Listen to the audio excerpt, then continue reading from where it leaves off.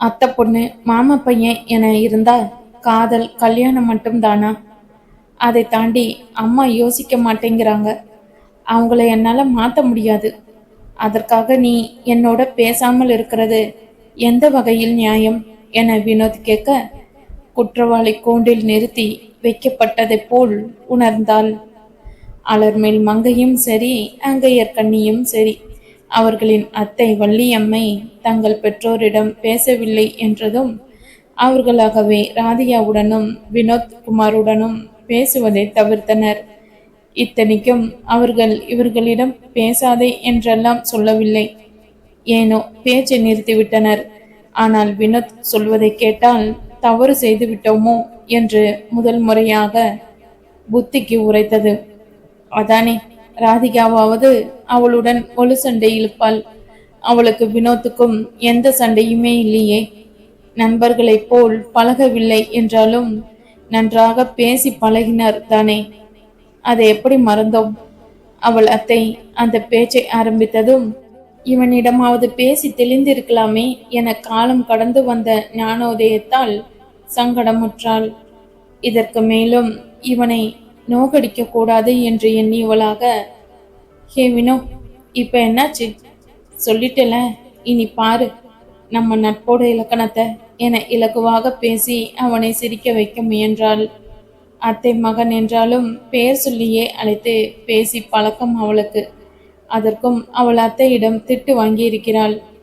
ஒன்று பேர் சொல்லி கூப்பிடுற, இல்ல அண்ணான்னு சொல்ற, மாமான்னு எல்லாம் கூப்பிட முடியாது என அவரிடமே சொல்லிவிட்டாள். அண்ணாவா என வள்ளியம்மை டென்ஷனாக, குமார் என்ன சொல்லாம வினோன்னு கூப்பிடுறேன் என பெரிய மனது பண்ணி அத்தையிடம் சொன்னாள். அதன் பிறகு அவரும் இவளை கண்டிப்பதில்லை. லேசாக முறுவளித்த வினோத், எனக்கு ஒரு பிரச்சனைனா யார்கிட்ட போய் நிற்கிறது மங்கை? மாமா கிட்ட பேச முடியாது, ஃப்ரெண்ட்ஸ் கிட்டையும் ஓரளவுக்கு மேல குடும்ப விஷயத்த பகிர்ந்துக்க முடியல. உன்கிட்ட ஷேர் பண்ணிக்கலாம் என பார்த்தா அம்மா செஞ்சு வச்ச வேலையில நீ ஃபோன் கூட எடுக்கிறதில்ல. நட்பு ரீதியா பழக நினைக்கிறது தப்பா என உள்ளத்து குமுறலை கொட்டினான். ஆம், அவள்தான் வினோத்தின் அழைப்பை நிராகரித்து விட்டாளே. எங்கே உன்னை பிடித்திருக்கிறது என சொல்லிவிடுவானோ என்ற பயத்தில் பதுங்கி கொண்டாள். அவள் அத்தை வேண்டாம் என்றால் ஏதாவது வலுவான காரணம் இருக்கும் என்று அவளுக்கு தெரியும். தந்தையை எதிர்த்து ஒரு துரும்பை கூட அசைக்க விரும்பவில்லை.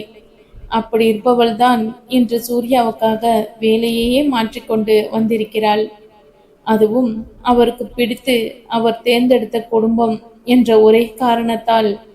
வினோத் தன் மனக்குமரல்களை எல்லாம் எவ்வித தடையும் இல்லாமல் வெளியில் கொட்ட, என் நேரமும் வார்த்தைகளை வாயில் துள்ளி விளையாட விட்டு கொண்டிருக்கும் அலர்மேல் மங்கையோ இப்பொழுது அதற்கு முற்றிலும் தடா போட்டு விட்டாள். என்ன பேசுவாள்? ஏதோ விளையாட்டாக இருப்பாள். அவளுக்கு வேண்டியதை பெற்றோர்கள் பார்த்து கொள்வர். அதனால் இப்படியெல்லாம் அவள் யோசித்ததே கிடையாது. இன்று இவன் யோசிக்க வைத்து விட்டான். Vino, I am really sorry. நான் அந்த மாதிரி இதுவரைக்கும் யோசிச்சதில்லை. என் பிரச்சனைகள் இதுவரைக்கும் அம்மா அப்பா பார்த்துக்குவாங்க, அவ்வளவுதான் என உணர்ந்து அவள் சொல்ல, நீ கொடுத்து வச்சவ மங்கை, அதான் எனக்கு பிரச்சனையே. அப்பா கூட மனசு விட்டு பேச அப்பா இல்லை. அப்பா ஸ்தானத்தில் இருக்கிற மாமா என்னோட பேசுறதில்ல. ஃப்ரெண்ட்ஸுக்கு அனுபவம் இல்லை. யார்கிட்டையும் போய் பேச முடியும் என்றவனின் கண்கள் லேசாக கலங்கி இருந்ததோ. வினோ, இதை பற்றியெல்லாம் நான் இதுவரையில் யோசிச்சதே இல்லை. எப்பவும் அத்தைக்கிட்டையும் ராதுகிட்டையும் இருந்து ஒதுங்கி போக நினைப்பேனே ஒழிய உன்னை பற்றி உன் மனசை பற்றி யோசிச்சு பார்த்தது கூட இல்லை என்றாள் மனதை மறைக்காமல். வினோத் எதுவும் பேசாமல் அமைதியாக இருக்க, இனி எப்பொழுதும் நம்ம ஃப்ரெண்ட்ஸ் என அவன் முன்னே கையை நீட்டினாள் ஆத்மாத்மமாக. அவள் நீட்டிய கையை பற்றி சற்று மலர்ந்த முகத்துடன் வினோத் குலுக்க, முதல்ல நான் வந்த விஷயத்தை கேட்டுடுறேன். நீ ஏன் அந்த ஃபைலை என்ன ஏதுன்னு பார்க்காம எனக்கு ஃபார்வர்ட் பண்ணின என கேட்டாள் மங்கை. வாட், நானா? என்ன சொல்ற என வினோத்குமார் திகைக்க, உன்கிட்ட இருந்து தான் வந்திருந்தது, அதனால் தான் தைரியமா ஓப்பன் பண்ணினேன். நானும் கொஞ்சம் அஜாக்கிரதையா இருந்துட்டேன் என்றாள். ஓ, இதையே நீ அங்க மீட்டிங்ல சொல்லல என அவன் கேட்க, சொன்னாலும் மாட்டப் போறது நீ இல்லையா என்றாள். அவளது பதிலில் மனம் நெகிழ்ந்தவன், வேணும்னே பண்ணல மங்கை என வருந்தியவன் சற்று நேரம் தீவிரமாக சிந்தனையில் ஆழ்ந்தான். அடுத்த நொடியே, என் தப்புக்கு உன்னை மாட்டி விட்டதுக்கு சாரி மங்கை, நான் சூர்யா கிட்ட சொல்லிடுறேன் என தொடர்ந்து சொல்லி அவ்விடத்தை விட்டு அவன் நகர, ஒன்றும் வேண்டாம், புதுசா வந்தா நான் தப்பு பண்ணினா வார்னிங்கோட விட்டுடுவாங்க, உனக்கு அப்படி இல்லை என்றாள். இந்த குணம்தான் அவனுக்கு அவளை பிடிக்க காரணம். எதையும் மற்றவர்களின் நிலையில் இருந்து யோசிக்கும் அவளது குணம். அது அவன் வீட்டில் யாரிடமும் இல்லாத குணம். என்ன இருந்தாலும் என அவன் மேற்கொண்டு பேசும் முன்னால், நீ எனக்கு நல்லதுதான் பண்ணியிருக்க என சத்தமாக சொன்னவள், ஐயா ஜாலி, திட்ட என்ன கூப்பிட்டு பேசினானே சூர்யா, இனிமேல் அவனிடம் தானே நான் நேரடியாக ரிப்போர்ட் செய்ய வேண்டும் என தனக்குள்ளேயே முணுமுணுத்து குதித்து கொண்டாள்.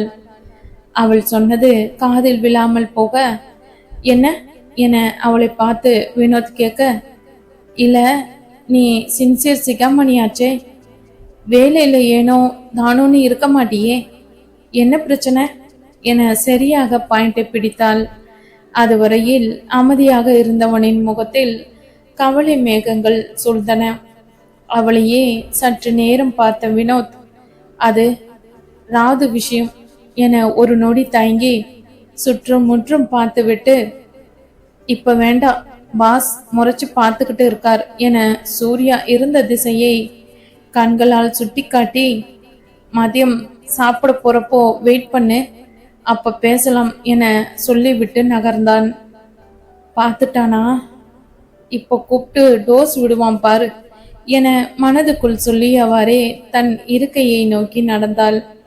பின்னர் நினைவு வந்தவளாக திரும்பி வினோத்திடம் சென்றவள், ஆமா, அந்த திவாகருக்கு என் மேல என்ன கோவம்? அப்படி கலர் கலரா சுத்துறான், கொஞ்சம் சொல்லி வை, இன்னைக்கு இருந்த மாதிரி எப்பவும் சும்மா இருக்க மாட்டேன் என்றாள். அது அவனுக்கு வேண்டிய பொண்ணுக்கு அந்த வேலை கிடைக்கும்னு ரொம்ப எதிர்பார்த்தான் என வினோத் சொல்ல, லவ்வா, நடுவுல புகுந்து சொதப்பிட்டேனா என யோசித்து கொண்டே நகர்ந்தவள் இருக்கையில் அமர்ந்து மனதுக்குள் 1 2 3 என எண்ண ஆரம்பித்து 10ஐ தாண்டி இருக்க மாட்டாள். அவளுக்கு சூர்யாவிடம் இருந்து அழைப்பு வந்தது. உன்னை நான் அறிவேன் என்ற பாடலை ஹம் செய்தவாறே அவன் அறைக்கு சென்றாள். ஒழுங்கா வேலை செய்ய சொன்னா தேவையில்லாம இத்தனை நேரம் என்ன அரட்ட என 10 நிமிடங்களுக்கு செவிப்பறையில் கிளியும் அளவுக்கு கடித்து குதறி பின்னர் ஆலோசனை வழங்கி அவளை அனுப்பி வைத்தான் சூர்யா. அன்று மதியம் ஏற்கனவே அலர்மேல் மங்கையிடம் சொன்னதைப் போலவே உணவு இடைவேளையில் வினோத் அவளை தேடி வந்தான்.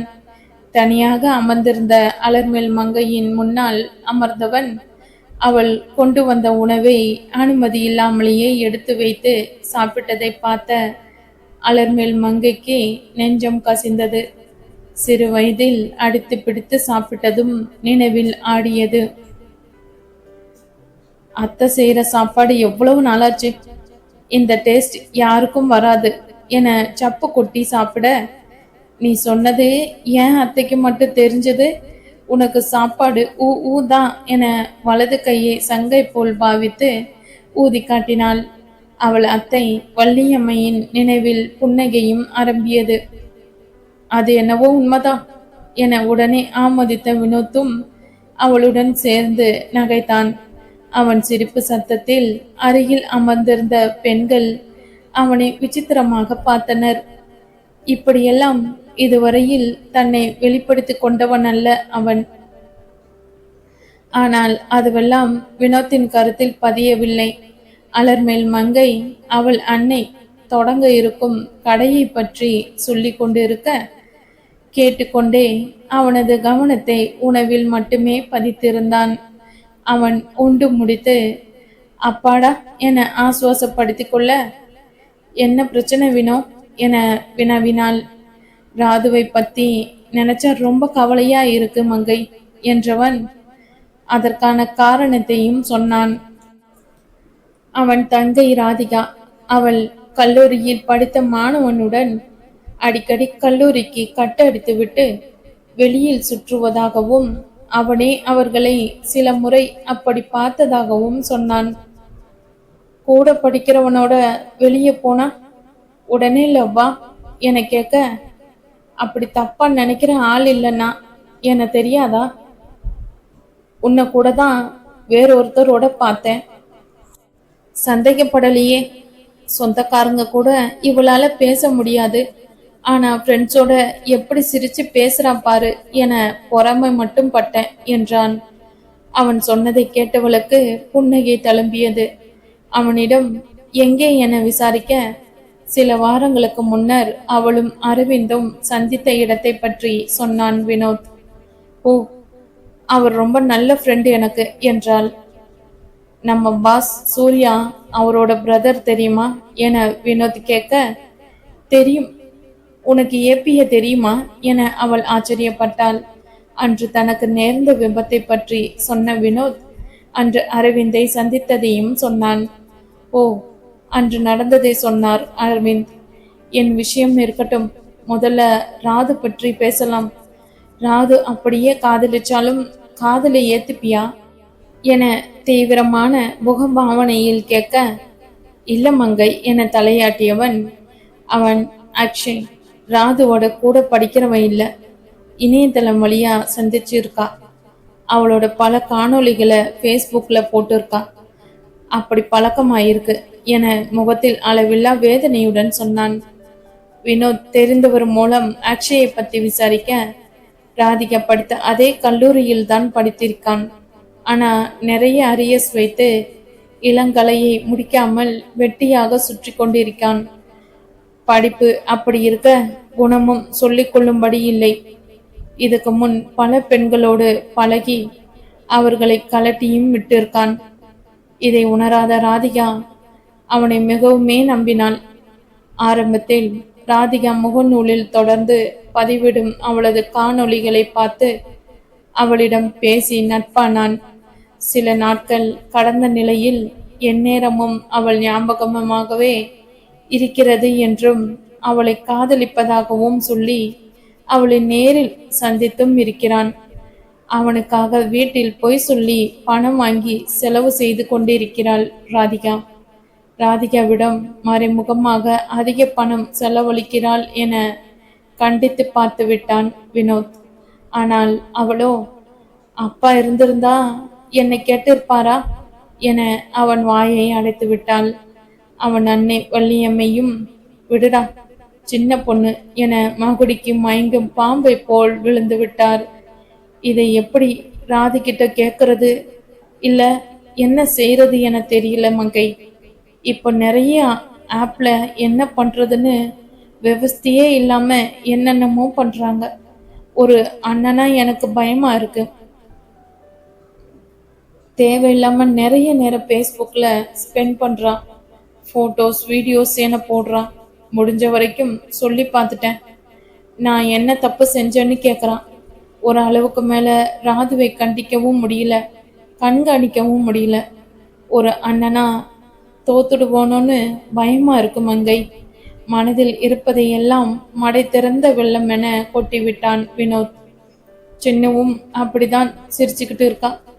நல்லவேளை இப்போதைக்கு அவளோட வீடியோ போட்டோ எதுவும் போடலை.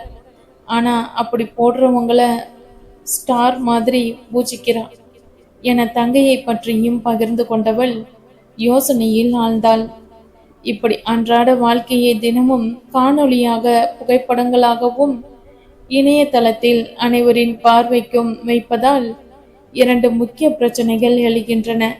ஒன்று, அறிமுகமே அல்லாத பலரின் அங்கீகாரத்தை எதிர்பார்த்து அது சரிவர கிடைக்கவில்லை என்றால் அதனால் உண்டாகும் மன அழுத்தம். இரண்டாவது, அறிமுகமே அல்லாதவர்களின் மூலம் பூசிய வார்த்தைகளில் சிக்கி பசப்பு வார்த்தைகளுக்கு மயங்கி வாழ்க்கையை சீரழித்துக் கொள்ளவும் வாய்ப்பிருக்கு. அதை இத்தலைமுறையினர் சற்றும் புரிந்து கொள்ளவில்லை. என்ன செய்யலாம்னு இருக்க? அப்பா கிட்ட பேசட்டுமா என யோசனையில் இருந்து விடுபட்டவள் கேட்டதுதான் தாமதம். வேண்டாம் வேண்டாம் என பதறினான் வினோத். இவ்விஷயம் சிறு குழந்தையின் கையில் சிக்கிய கண்ணாடி பாத்திரம் போலானது. வெகு கவனமாக கையாள வேண்டும். பெரியவர்களுக்கு தெரிந்தால் முரட்டுத்தனமாக பிடுங்கதான் பார்ப்பார்கள். என்னதான் அவன் மாமா தலைமை ஆசிரியர் என்றாலும் சொந்தம் என்பதால் எடுத்தேன் கவிழ்த்தேன் என உணர்ச்சி வசப்பட்டு போவார்கள். அது எதிராகவும் திரும்பக்கூடும். அதோடு அவன் அன்னைக்கு தெரிந்தால் வேறு வினையே வேண்டாம். அவரே போஸ்ட் போட்டு ஊருக்கே ஒட்டி விடுவார். இது முள்ளில் மேல் பட்ட பட்டம் போல் பொறுமையாக மெதுவாக எடுக்க வேண்டும். அவனுக்கு மட்டும் தெரிந்த விஷயத்தை அவளிடம் பகிர்ந்து கொண்டது ஒரு தோழமை உணர்வுடன். அவளும் இந்த தலைமுறையினர் சிந்திப்பதை போன்று சிந்திப்பாள். அவன் சொன்ன விளக்கத்தை உடனே ஆமோதித்தவள் என்ன செய்யலாம் என்பதை போல் பார்க்க, ராதுக்கு உடனே மாப்பிள்ளை பார்க்கலாம் என இருக்கிறேன் என அவன் திட்டத்தை சொன்னான். இன்னும் படிப்பு முடிய 2 மாசம் இருக்கேன். அங்க வயசு தானே அவளுக்கு, அதுக்குள்ள என்ன அவசரம் என அலர்மேல் மங்கை கேட்க, ஒரு அண்ணனா எனக்கு பயமா இருக்கு மங்கை. அப்பா இருந்திருந்தா இப்படியெல்லாம் நடந்திருக்குமா என யாரும் சொல்லிடக்கூடாது பாரு என்றான்.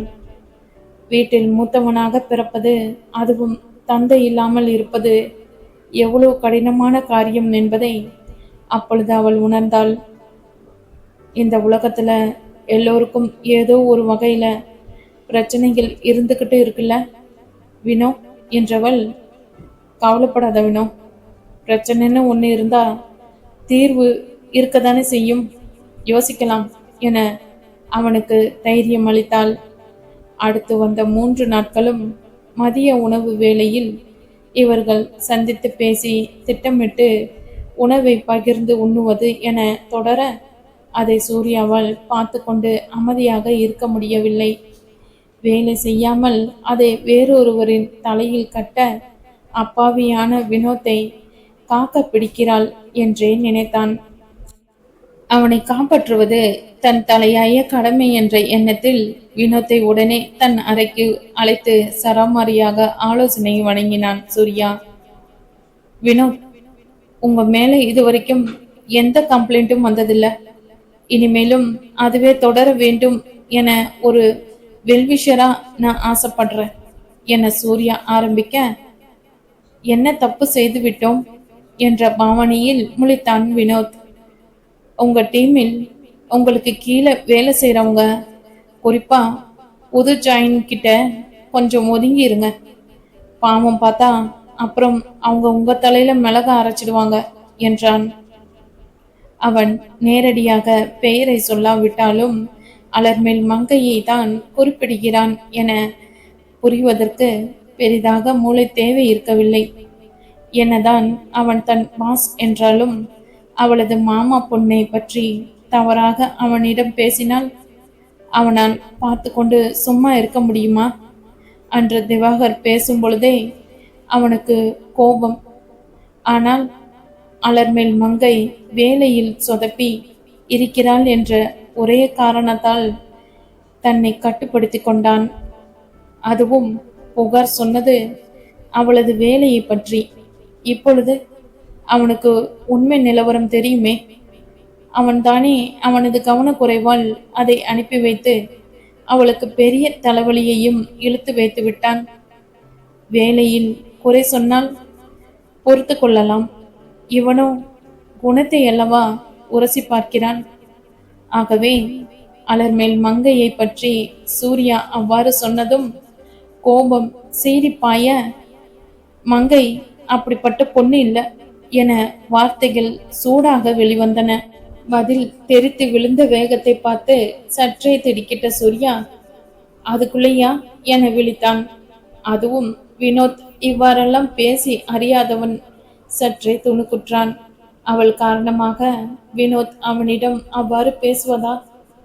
மங்கை என் மாமா பொண்ணு என சொல்லி சூர்யாவை மேலும் அதிர வைத்தவன், அவளை பத்தி எனக்கு நல்லா தெரியும், இனிமே இப்படியெல்லாம் பேசாதீங்க என்றான். இனி இந்த பேச்சை எப்படி மேலும் அணுகுவது என்று புரியாமல் சூர்யா அமைதி காக்க, அலுவலகத்தில் நடந்த பிரச்சனைக்கு மூல காரணம் அவன் தான் என்று நடந்தவைகளை சொல்லி, என் மேல தப்புதான், சொந்த பிரச்சனைய தலையில வச்சு குடஞ்சிட்டு இருந்ததால எதையும் ஆராயாம விட்டுட்டேன் என தன் தவறையும் ஒத்துக்கொண்டான் வினோத். எப்படியாச்சுன்னு கண்டுபிடிக்கிறத விட்டுட்டு இனிமேல் இப்படி ஆகாம இருக்க என்ன பண்ணலாம் என பாருங்க என பழியை ஏற்றுக்கொண்டு மேற்கொண்டு இவ்விஷயத்தை பற்றி துப்பு துளக்க வேண்டாம் என அவள் சொன்னதன் காரணம் சூர்யாவுக்கு துல்லியமாக விளங்கியது. இப்பொழுது என்ன வினோத், இப்படி அசட்டியா இருந்திருக்கீங்க? ஆனாலும் உங்க நேர்மை எனக்கு பிடிச்சிருக்கு. நடந்ததை சொன்னதுக்கு தேங்க்ஸ் என்றவன் நேர்மை என்ற வார்த்தையில் சிந்தையை அலர்மேல் மங்கையின் பால் திருப்பினான். அவளை பற்றியும் அரவிந்த் இதே வார்த்தைகளை தானே அன்று பெண் பார்த்து கொண்டு வருகையில் சொன்னான். அவளது நேர்மையை மட்டும் தனக்கு ஏன் பிடிக்காமல் போனது? அவளை பற்றிய சிந்தனையில் ஆழ்ந்தவாறே வினோத்தை அனுப்பி வைத்தான். சட்டென்று சூர்யாவுக்கு வேறொரு யோசனையும் பிறக்க அவன் அதரங்கள் துடிக்க ஆரம்பித்தன. அதன் பிறகு அவன் கற்பனை குதிரை ரேஸில் ஓடுவதைப் போல் தங்கு தடையின்றி ஓட ஆரம்பித்தது. அலர்மேல் மங்கை அங்கே வேலையில் சேர்ந்ததற்கு காரணம் அவளின் அத்த மகன் வினோத் மட்டுமே. சரவணனுக்கு எப்பொழுதுமே வினோத்தை மிகவும் பிடிக்கும். ஆக வினோத்தின் சிபாரிசின் பேரில்தான் இவளை வேலைக்கு எடுக்கும் முடிவில் சரவணன் உறுதியாக இருந்திருக்கிறான். இப்படி சூர்யாவின் கற்பனை வீறு நடை போட்டு ஒரு கதையை புனைந்து அதை 100 நாட்கள் ஓடும் அளவுக்கு சுவாரஸ்யமாக காட்சிப்படுத்தியும் விட்டான். என்ன, 100வது நாள் கொண்டாடுவதற்கு பதில் எரிச்சல் தாண்டவமாடியது அவன் உள்ளத்தில். இப்பொழுது அவனுக்கு தெளிவாகிவிட்டது.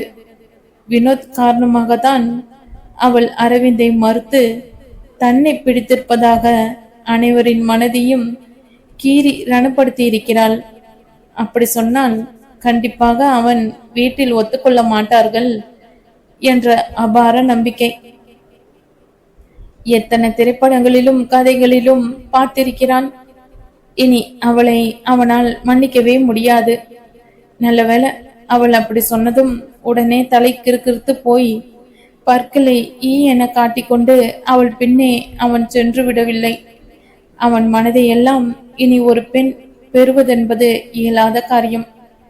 அது தெரியாமல் அவனிடமே வந்து வாலாட்டுகிறாள். இவளால் அனைவருக்கும் எத்தனை மனவேதனை என அன்று முழுவதும் அவளை பற்றிய சிந்தனை ஓட வேலையை செய்து முடித்தான் சூர்யா. நெஞ்சினுள் புறையோடி போயிருந்த புண்ணில் இச்சிந்தனை உரசி பலமாக கீற அவனுள் உதிரம் கசிந்தது. பொறுமையை இழுத்து பிடிக்க முடியாமல் வீட்டுக்கு சென்ற சூர்யா அவனது பிரம்மாண்டமான திரைக்கதையை அரவிந்திடமும் சொல்லவும் செய்தான்.